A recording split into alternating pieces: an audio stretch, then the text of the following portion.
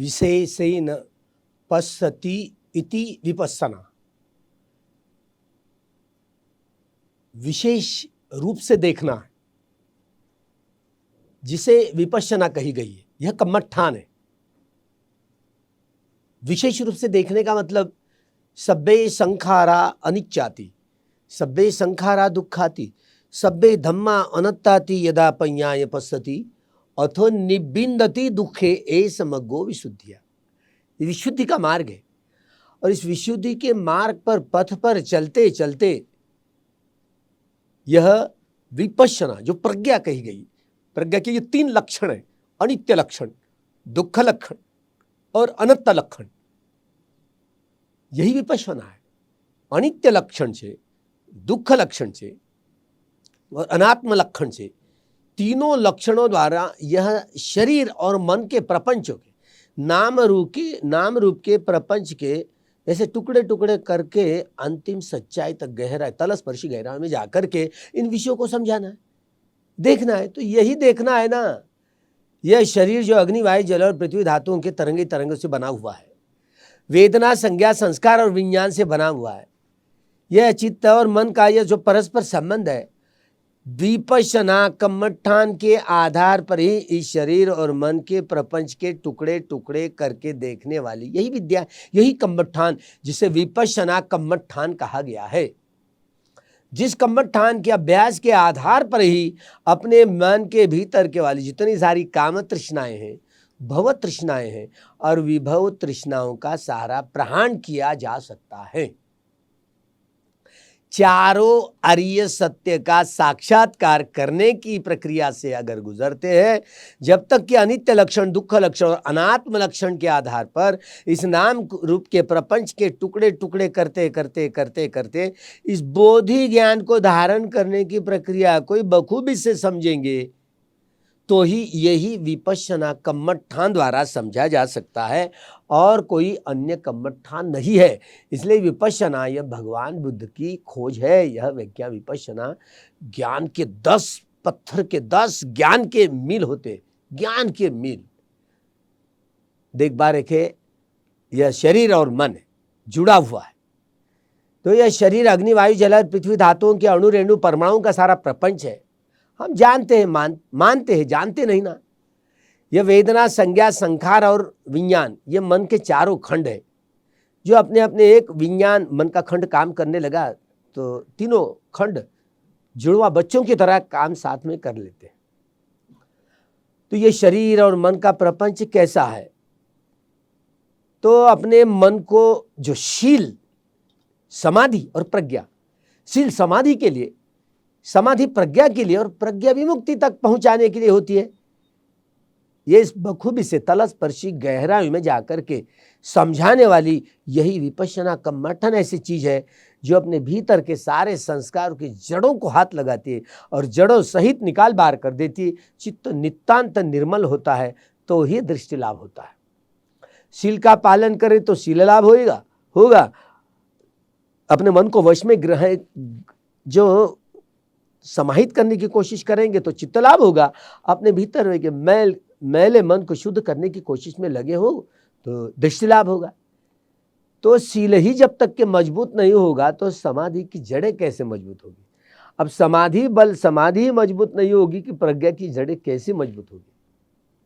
इसीलिए जो व्यक्ति अपने त्रिविध शीलों को पुष्ट करता है, एक एक शील तीन प्रकार से शुद्ध करने की कोशिश, पुष्ट करने की बलशाली होकर के काम करता है, तो एक शील जैसे प्राणियों की हत्या से बच कर के रहने का जो शिक्षा पद ग्रहण करता है, स्वयं भी किसी प्राणी की हत्या नहीं करता या किसी प्राणियों की हत्या करने के लिए किसी को प्रेरणा नहीं देता, या किसी ने हत्या कर भी ली हो तो उसका समर्थन या अनुमोदन नहीं देता।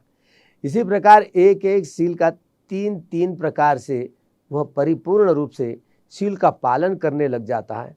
और भला समाधि और प्रज्ञा के आधार पर यह सारी प्रक्रिया होती है तो ही त्रिविध शील का पालन कर सकता है, अन्यथा नहीं।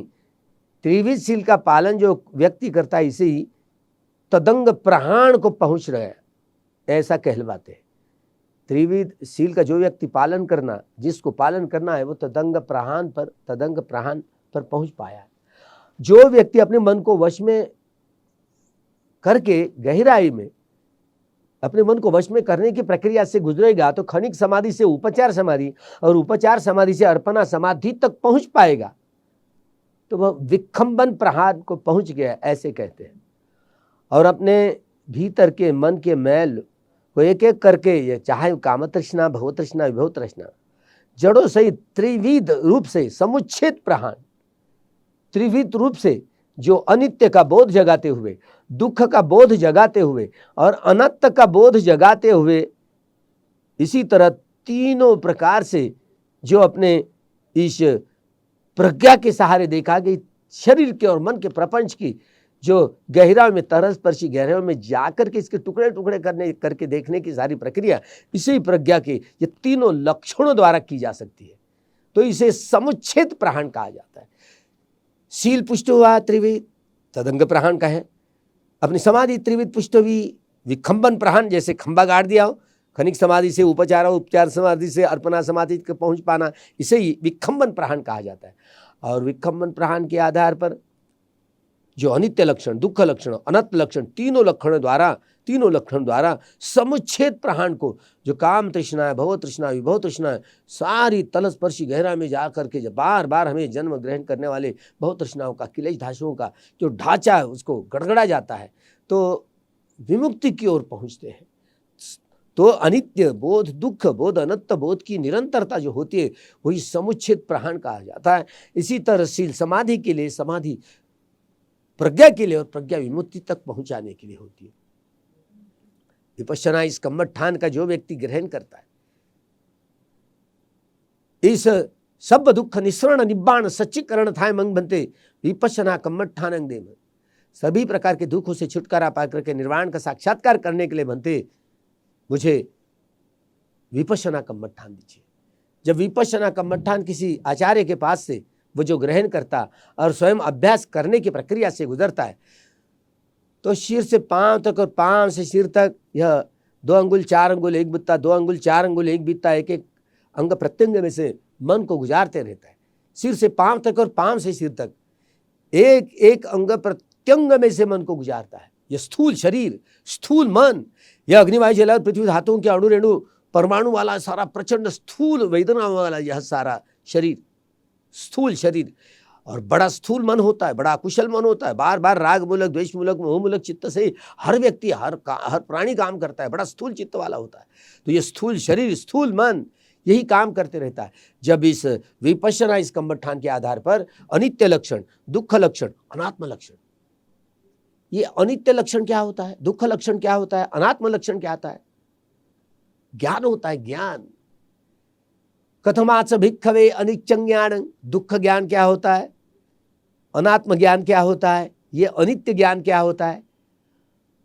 अनित्य कथमाच भिक्खवे अनित्यं ज्ञानं, भिक्षु अनित्य ज्ञान क्या होता है, वेदनाओं के उदय व्यय का ज्ञान, वेदनाओं के उदय व्यय का, उदय भयं ज्ञानं इति अनित्यं ज्ञान। बड़े सीधे सरल शब्दों में बात कही भगवान ने। वेदनाओं के उदय व्यय के ज्ञान को ही अनित्य का ज्ञान कहलाया गया। वेदना सुखा हो, दुखा हो या अदुखा सुखा हो, ये शारीरिक वेदना है। इस विपश्यना इस कम्मठान का अभ्यास करने की प्रक्रिया से गुजरते हैं, सिर से पांव तक और पांव से सिर तक अंग प्रत्यंगों में देखते देखते जो भी संवेदनाओं का अनुभव करते हैं, सुखा हो, दुखा हो, अदुखा, सुखा वेदना हो, किसी प्रकार की, सभी प्रकार की संवेदनाओं का स्वभाव एक जैसा होता है। उत्पाद होता है, व्यय होता है, उत्पाद वै धम्मिनो, उत्पाद होता है, प्रकृति का स्वभाव है, धर्म है, नियम है, उसको कौन रोक सकता है। यही अनित्य बोध का अनुभव होता है, अनुभूति होती है, कल्पना नहीं है। मतलब वेदना सुखा हो, दुखा हो या दुखा सुखा हो, इस वेदनाओं की उत्पत्ति से लेकर व्यय होने तक का प्रपंच यथाभूत जान लिया। वेदना किसी प्रकार से शुरू से लेकर अंत तक यथाभूत जान लिया तो अनित्य बोध पुष्ट हुआ। मतलब उदय भयं ज्ञानं इति अनित्यं ज्ञानं, मतलब वेदनाओं के उदय से व्यय होने तक का परिपूर्ण ज्ञान कर लिया तो अनित्य का बोध प्राप्त किया। मतलब अनित्य ज्ञान के आधार पर अनित्य का बोध करते हुए ज्ञान प्राप्त करने की प्रक्रिया है। दुख ज्ञान के आधार पर दुख ज्ञान का बोध करते हुए ज्ञान प्राप्त करना है। क्या होता है दुख ज्ञान? अरे वेदना सुखा हो, दुखा हो, अदुखा असुखा हो, सौमनस्य हो या दौर्मनस्य हो, अरे वेदनाओं का सारा प्रपंच दुख ही तो है ना, दुख ही है। किसको वेदना कहेंगे? ये शरीर की तीनों वेदना है, सुखा दुखा अदुखा असुखा वेदना। और हर मनुष्य प्राणी सुखा वेदना ही प्रतिक्रिया करके राग की गांठें बांधता है तो दुख ही है ना। दुखा वेदना ही दुखा वेदना ही भोक्ता भाव में रह करके वह द्वेष की गांठें बांधता है तो दुख ही निर्माण करता है ना। अदुखा असुखा न्यूट्रल वेदना है, शारीरिक वेदना है। भोक्ता भाव में रह करके अदुखा असुखा यह वेदनाओं की मोह मूढ़ता की गांठें बांधता है तो दुख ही निर्माण करता है। इसी प्रकार वेदनाओं का सारा प्रपंच दुख ही तो है ना, दुख ही निर्माण करते होता तो वेदना भी दुखा, इसलिए दुख कहा गया है। अनत्त अनत्तापि दुख, और वेदना अनित्य है, वेदना दुख है और वेदना अनात्म है। इसी तरह वेदना किसी प्रकार की हो, दुख है, अनित्य है। तो किसको मैं कहूं, मेरा कहूं? अनत्त अनत्त ज्ञान क्या होता है? जो मैं नहीं हूं। अनत्त, अत्त यानी मैं, अनत्त यानी मैं नहीं हूं। नहीं मेरी काया है, न मेरा चित्त है। क्या कहने के लिए मेरी काया मैं कहूं, मेरा चित्त कहूं? इस सारे शरीर के और मन के प्रपंच के टुकड़े टुकड़े करने की प्रक्रिया से गुजरने वाला यह स्थूल शरीर सूक्ष्म सूक्ष्म करते हुए, यह स्थूल मन इसके टुकड़े टुकड़े करते हुए देखते हुए नाम रूप के प्रपंच के टुकड़े टुकड़े करने की यह प्रथम प्रक्रिया का यही ज्ञान सम्मसन ज्ञान कहलाया गया। ये पहला ज्ञान का पत्थर है, पहला मील का पत्थर है। सम्मसन यानी सूक्ष्म, ये स्थूल शरीर स्थूल मन इसके टुकड़े टुकड़े करने की देखने की जो प्रक्रिया, अनित्य ज्ञान के आधार पर अनित्य का बोध, दुख ज्ञान के आधार पर दुख का बोध, अनंत ज्ञान के आधार पर अनंत का बोध करते करते करते इस शरीर के और मन के प्रपंच के टुकड़े टुकड़े करने की प्रक्रिया से गुजरते हुए शरीर भी सूक्ष्म हो गया और तरंग तरंग हो गया, ये तरंग तरंग हो गया और मन भी तरंग तरंग हो गया। तो यही इसे ही पहला ज्ञान कहा गया है। जिसे विपश्यना ज्ञान के 10 ज्ञान के मील के पत्थर होते तो पहला ये सम्मसन ज्ञान है, सम्मर्शन ज्ञान है, तो सूक्ष्म ज्ञान है। तो सूक्ष्म शरीर और सूक्ष्म मन, यही नाम रूप के प्रपंच को टुकड़े टुकड़े करने की सारी प्रक्रिया, यही ज्ञान की प्रक्रिया, यही सम्मर्शन ज्ञान कहलाया गया है।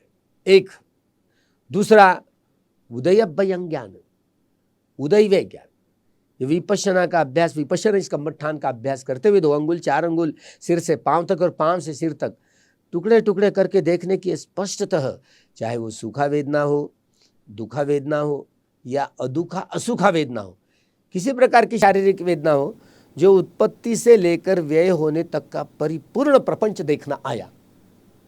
छिछला सा हुआ तो प्रत्यक्ष उदय से लेकर व्यय होने तक किसी प्रकार की वेदना हो, वो तो उदय व्यय होते रहता है, लेकिन बेहोशी में परिपूर्ण वेदनाओं को जाना नहीं जाता। जब एक एक करके वेदना किसी प्रकार की हो, शुरू से लेकर अंत होने तक वेदनाओं को यथाभूत देख लिया, यथाभूत देखना है, तो बड़ा यही जिसे अनात्म का ज्ञान कहलाएगा, अनात्म का बोध का ज्ञान कहलाएगा। तो ठीक इसी तरह यह स्पष्ट रूप से जानकारी प्राप्त करते, तो यही वेदनाओं का उदय वे स्पष्ट रूप से जानकारी प्राप्त करना शुरू हुआ, शुरू से लेकर अंत तक यही दूसरा ज्ञान का मील का पत्थर बताया, जिसे उदयभयं ज्ञानं, उदय वे का ज्ञान कहलाया गया। ये दूसरा खंड है ज्ञान का, खंड विपश्यना ज्ञान का। धीरे धीरे धीरे धीरे आगे बढ़ते बढ़ते बढ़ते बढ़ते अरे सारा शरीर भंग हुआ, सारा शरीर भंग हुआ। आंखें खोल करके देखने लगता है मेरे शरीर को क्या हुआ। ये सारे अग्नि कहीं ना कहीं किसी न किसी रूप में, अग्नि या पृथ्वी या जल या किसी वायु धातु की, किसी धातु की प्रधानता लिए हुए कोई संवेदना का, सिर से पांव तक और पांव से सिर तक यात्रा करते हुए किसी धातु की प्रधानता लेते हुए कोई संवेदना को उभर कर शरीर में आ गया। अरे सारे तरंगे ही तरंग है ना। जितना तारा स्थूल शरीर है वो तो टुकड़े टुकड़े में बदल जाता है, सुरसुर फुरफुर सुरसुर फुरफुर, ना दुखा असुखा अदुखा, ऐसे संवेदनाओं को महसूस करते हैं।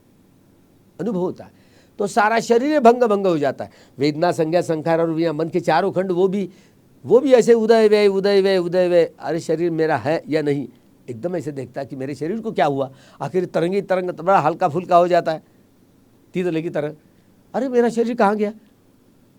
तो यही तीसरा जो ज्ञान का होता है ना, सारा यह प्रभुत्व होता है।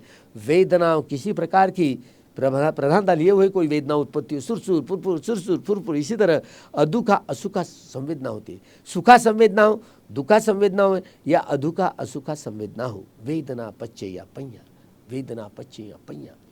धीरे धीरे प्रज्ञा के सहारे देखने लगे तो सारा शरीर भंग हो जाता है। एक बार सिर के सिरे पर मन को रख दिया तो किसी न किसी प्रकार की कोई बाधा नहीं रहती, सीधा हो जाता है, उतर जाता है। तो इसे ही तदंग प्रहाण के आधार पर, इसे तदंग प्रहाण के आधार पर जैसे जैसे हम अपनी सम्यक समाधि या परिपूर्ति होती है तो ऑपरेशन शुरू होता है।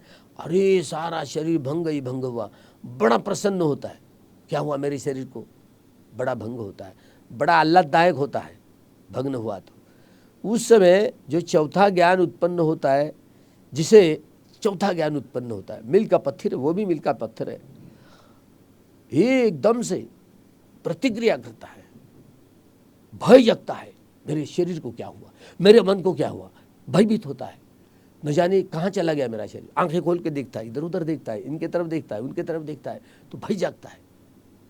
इसी तरह ये चौथा ज्ञान होता है। धीरे धीरे मार्गदर्शक सामने से कहते हैं, अरे सारा अनित्य का ही क्षेत्र है ना, अनित्य का ही क्षेत्र है ना, तो किसको मैं कहूँ, मेरा कहूँ, अनात्म है, अनात्म है। ठीक इसी तरह से अभ्यास करते करते करते करते यह बात सामने आती है और न जाने व्यक्ति भोक्ता भाव में रमन करने लग जाता है। भोक्ता भाव में रमन करने, अरे अदुखा सुखा वेदनाई कब आएगी, तो रसास्वादन करने लगता है। मतलब बड़ी अच्छी प्यारी लगती है ना, तो इसलिए बड़ी अच्छी रे रसास्वादन करने लगता है। इसीलिए गलती से रसास्वादन ना करें। यह अदुखा असुखा वेदनाइत रसास्वादन ना करे। अगर रसास्वादन किया भयावह है, वो 10 गुना और यह दुख चक्र का भव चक्र को बना पाएंगे, मुक्त नहीं होंगे, मुक्त नहीं होंगे। इसलिए और भी भवबंधन में बढ़ जाएंगे, और भी भवबंधन में बढ़ जाएंगे। इसलिए भवबंधन में ना पड़े, भवबंधन में ना पड़े। इसीलिए बड़े आदिनव हैं, भयावह है, भयावह ना खतरनाक है। अरे 10 गुना और मोह मूढ़ता के संस्कारों पर संस्कार निर्माण करेंगे, दुख ही है ना, दुखों का पहाड़ निर्माण करेंगे। तो गलत इसी ना करना, भोक्ता भाव टूटे। इसी तरह मार्गदर्शक कहता है, भोक्ता भाव टूटे, समता भाव बढ़े।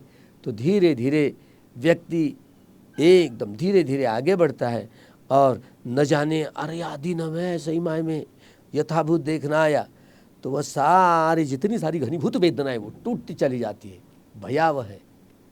और धीरे धीरे समझ में बात आती है, समझ में बात आ जाती है और एक एक करके यह भीतर के बाहर के प्रपंच को समझने में कामयाबी नहीं लगती।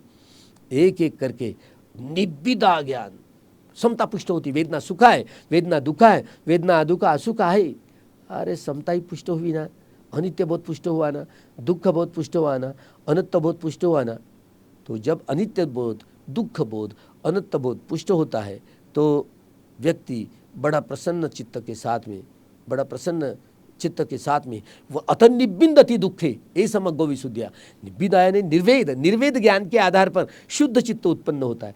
वेदना सुख है, समता पुष्ट हुई, वेदना दुख है, समता पुष्ट हुई, वेदना अदुखा सुख है, समता पुष्ट हुई, निवेद अथ निबिंदति दुखे। निर्वेद ज्ञान, वेदना किसी प्रकार के ये समता पुष्ट हुई तो वीत द्वेषी, वीत मोही, वीत रागी यह चित्त उत्पन्न होता है, शुद्ध चित्त उत्पन्न होता है। जैसे जैसे ये शुद्ध चित्त उत्पन्न होता है इसे ही निब्बिदा ज्ञान कहलाता है। जैसे जैसे सुख उत्पन्न निब्बिदा ज्ञान कहलाएंगे, निर्वेद ज्ञान, किसी प्रकार का कोई वेदनाओं का संचर चलते समय में भोक्ता भाव नहीं रहता है, टूट जाता है, समता भाव पुष्ट होता है, तो निर्वेद ज्ञान की गहराई में तलस्पर्शी गहराई में जाकर के बातों को ठीक से समझते हैं। तो धीरे धीरे यह सम्मर्शन ज्ञान, यह उदयवे ज्ञान में, उदयवे ज्ञान भंग ज्ञान में, भंग ज्ञान भय ज्ञान में, और भय ज्ञान यह आदिनव ज्ञान में, और आदिनव ज्ञान यह बड़ा समता निब्बिदा ज्ञान में परावर्तित होता है। बड़ा निर्मल चित्त होता है, बड़ा अनासक्त चित्त होता है, बड़ा निरासक्त चित्त होता है। और वही चित्त में रमन करने की प्रक्रिया को मुंचित काम्यता ज्ञान कहलाए। मुक्ति का स्रोत, मुक्तिधार मुंचित काम्यता, मुक्ति की ओर ले जाने वाला। ये अनित्य लक्षण, दुख लक्षण और अनंत लक्षण की समता जैसे पुष्ट होती है, वो संस्कारों का क्षय होता है, प्योर माइंड होता है, शुद्ध चित्त से होता है। शुद्ध चित्त से काम हुआ तो वीतरागी वीतद्वेषी वीत चित्त होकर के काम करते, बड़े शुद्ध चित्त से काम ही करना आया।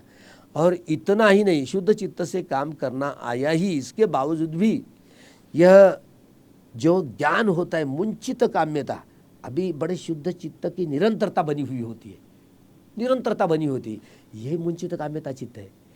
तो इसी के आधार पर यह पटिशंका ज्ञान, जो कोई व्यक्ति 4 सतीपट्ठन का काम करता है, 4 सतीपट्ठन के बोधि के ज्ञान को धारण करने की प्रक्रिया से गुजरता है। आदि कल्याण, मध्य कल्याण, अंत कल्याण।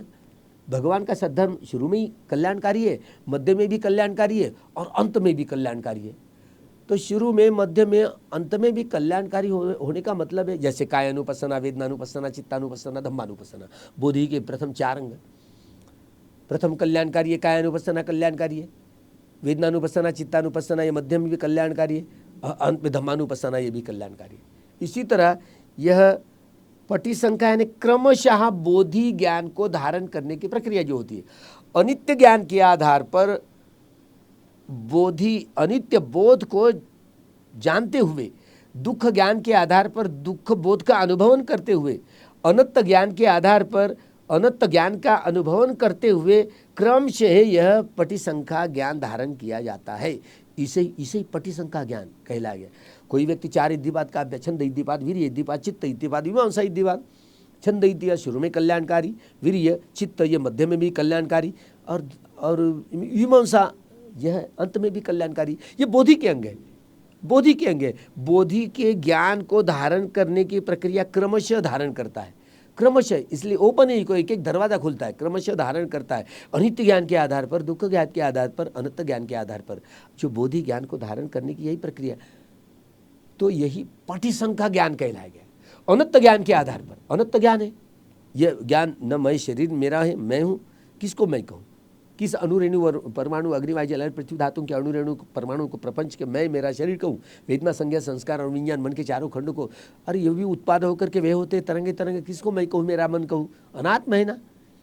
तो इस अनंत बोध के, अनंत ज्ञान के आधार पर अनंत का बोध करते हुए बोधि ज्ञान धारण करने की प्रक्रिया, यही पटिशंका ज्ञान कहलाए। इसी तरह ये मेल का पत्थर है, ये पत्थर का मेल है।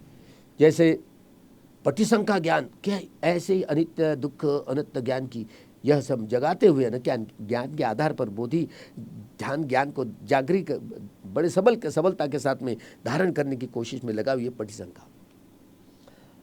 और धीरे धीरे संस्कारों पे बड़ी बड़ी, अब जो पानी के लकीर वाले संस्कार होते हैं या बालू के संस्कार वाले, बालू की लकीर वाले संस्कार होते हैं, पानी की, जैसे पानी पर ऐसे किसी लकड़ी या ऐसे अंगुल से खींच लिया, तो जैसे जैसे लकीर खींचते हैं तो धीरे धीरे पानी के लकीर वाली जल्दी जल्दी बुझ जाती है।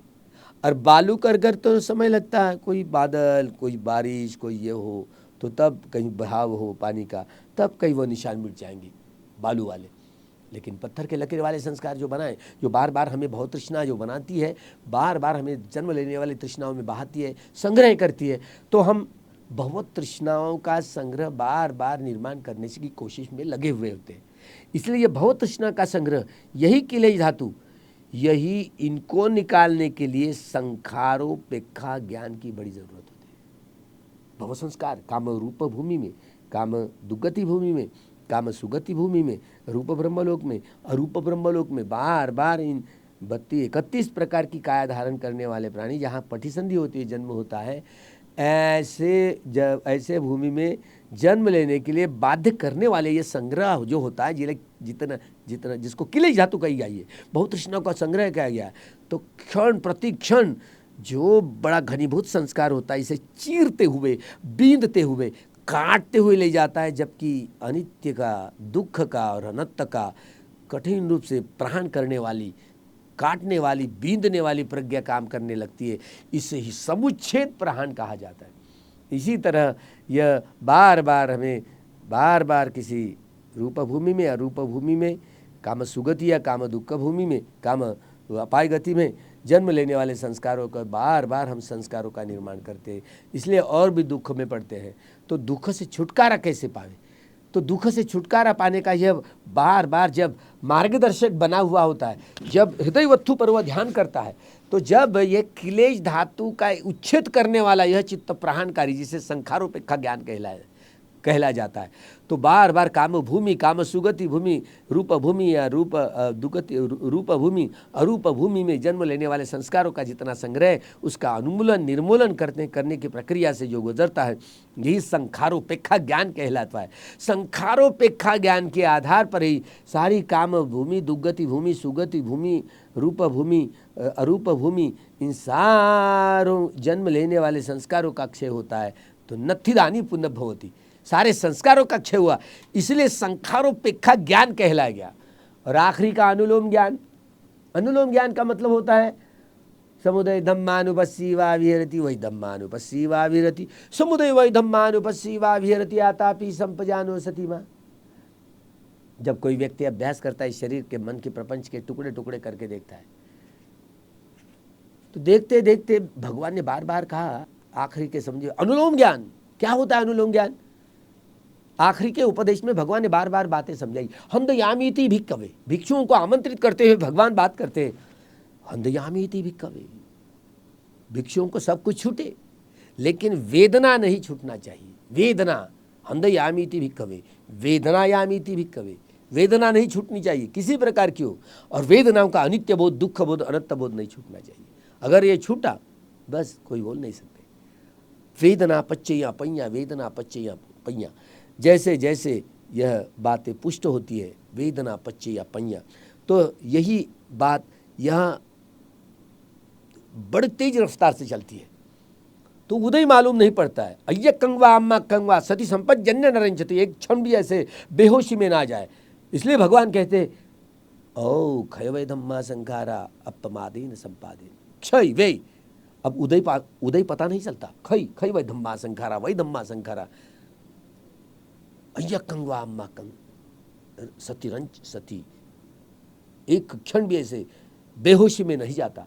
बड़ी सजगता के साथ में शरीर त्यागना है, बड़ी जागरूकता के साथ में शरीर त्यागना है। तो यही वही धम्मा संखारा, खई धम्मा संखारा, यही अनुभूति पर जानता है।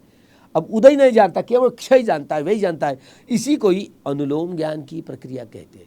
इन सारे 10 ज्ञान की प्रक्रिया से जो व्यक्ति गुजरता है, तो ये गोत्रभू चित्त उत्पन्न हुआ करता है। गोत्रभू चित्त जो अनित्य से नित्य की ओर ले जाने वाला, दुख से सुख की ओर ले जाने वाला, और अनंत से अनंत की ओर ले जाने वाला, यही मार्ग है, यही पथ है। इस पथ पर जाने का यह तरीका है। इसलिए यह अनित्य का बोध पुष्ट करते हुए, धीरे धीरे दुख का बोध पुष्ट करते हुए, अनंत का बोध पुष्ट करते हुए, ये 10 ज्ञान की प्रक्रिया से गुजरेंगे, 10 ज्ञान की प्रक्रिया से गुजरेंगे, तो यह अनुलोम यह गोत्रभू चित्त उत्पन्न होगा, और यह अनित्य से नित्य का अनुभव करने के लिए बड़ा सहायभूत होगा। और धीरे धीरे यही जो कल्याण मित्र मिले, तो धीरे धीरे क्यों न हो, यह बड़ी सहायभूता होगी। हर सम्यक संबुद्ध के काल में 34 असंख्य 1 लाख 34 असंख्य 80,000 देवता और मनुष्य लोग लाभान्वित हुआ करते हैं। सिद्धार्थ गौतम जो इस सम्यक संबुद्ध हो इस काल में, तो उनके जीवन काल में जो 24 असंख्य 80,000 देवता और मनुष्य लाभान्वित हुए। बाकी जो बचे कुछ और द्वितीय बुद्ध शासन में होंगे। लेकिन यह बुद्ध शासन जैसे जैसे प्रफुल्लित होगा, यह तो जो बुद्ध शासन बड़ा प्रज्ञा का अनुभूति करने वाला होगा, तो बड़ी मुश्किलात नहीं, बड़ी भरभराट होगी और खूब लोग सद्धर्म को धारण करेंगे। धारयति इति धम्मा, इसी तरीके से अलग अलग संप्रदायों में, अलग अलग निवास स्थानों में जाकर के जहाँ अभ्यास करते हुए बड़े लचीला ये सद्धर्म को खूब समझे। बुद्ध धम्म संघ के यह आधार पर आपका सबका मंगल हो, सबका कल्याण हो, सबका भला हो। भवतु सब मंगलं रक्षन्तु सब देवता सब बुद्धानुभावेन सब धम्मानुभावेन सब संघानुभावेन सदा सुखी भवन्तु। भवेतु सब मंगलं भवतु सब मंगलं भवतु